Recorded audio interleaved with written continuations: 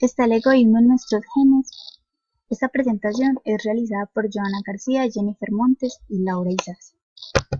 Bueno, para empezar, mi nombre es Joana, yo les voy a realizar una corta recapitulación del primer apartado del texto y voy a ampliar un poco la información del egoísmo en nuestros genes a la luz de otros autores.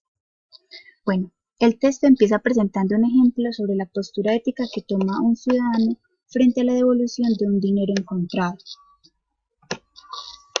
En torno a este asunto surgen algunas posturas controversiales en donde algunos ciudadanos sugieren que el primero debió quedarse con el dinero dada su situación modesta, anteponiéndose sus intereses personales.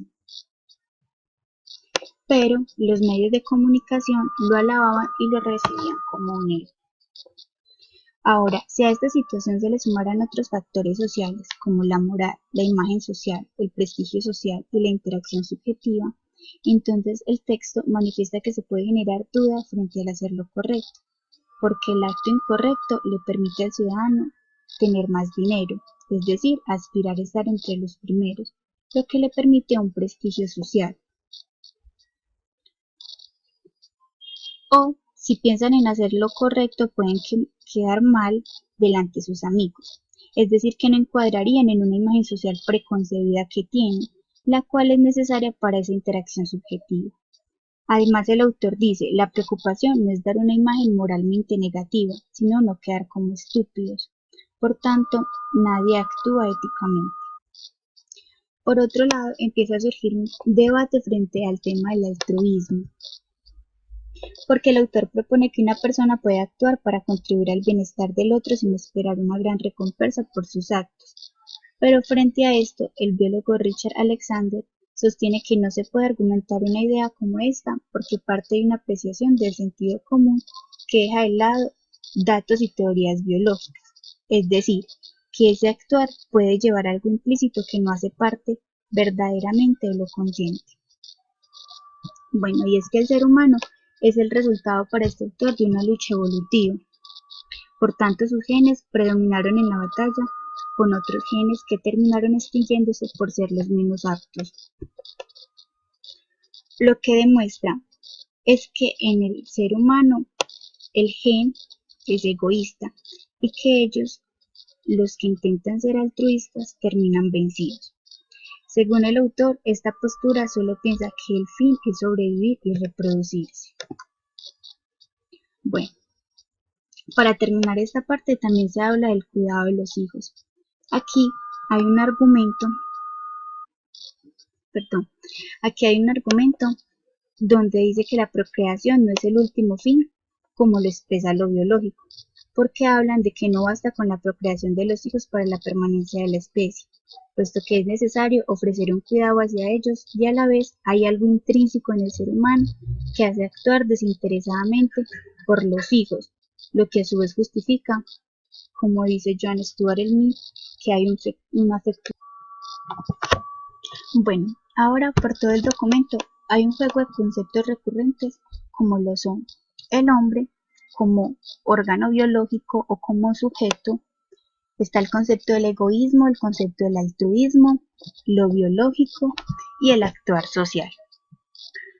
Para este juego de conceptos hay algunas explicaciones donde nos dicen cómo se dan las distintas relaciones.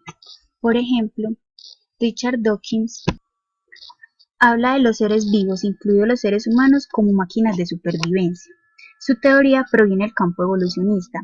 Plantea que cada individuo es la conformación de un grupo de genes que actúa de manera coordinada para dar cuenta de su funcionamiento, o mejor, de su comportamiento.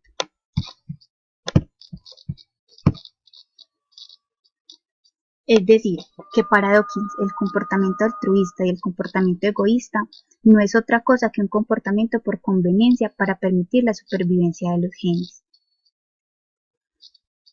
Para Michael Tomasello,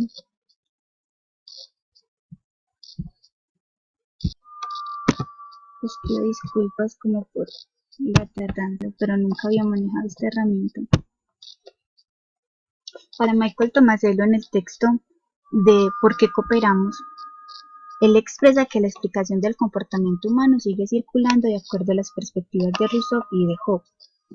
Es decir, Rousseau plantea que el hombre nace bueno y la sociedad lo corrompe, pero para Hobbes el hombre es de índole egoísta y retasean en su ayuda a los demás, pero la sociedad luego los encausa en mejores caminos. Tomasello sostiene que hay algo de verdad en ambas tesis. Sin embargo, hay una leve inclinación más por la postura de Rousseau, y establece que el altruismo no es un rasgo característico humano, sino que estos son altruistas en diversos ámbitos de la vida, y para ello propone, en compañía de otros dos autores, 3 tipos de altruismo. Miremos.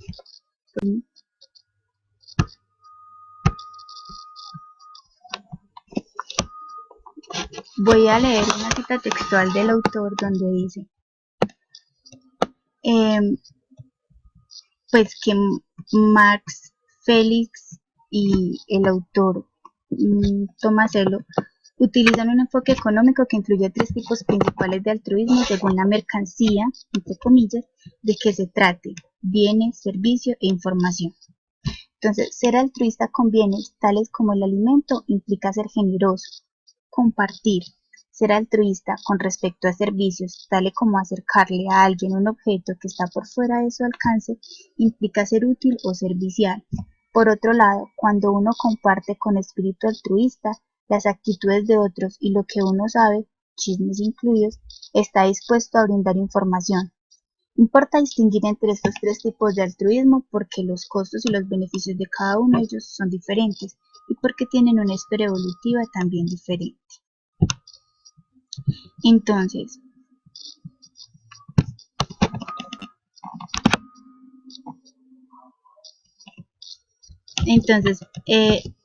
pasando ahora a la postura de Peter Singer,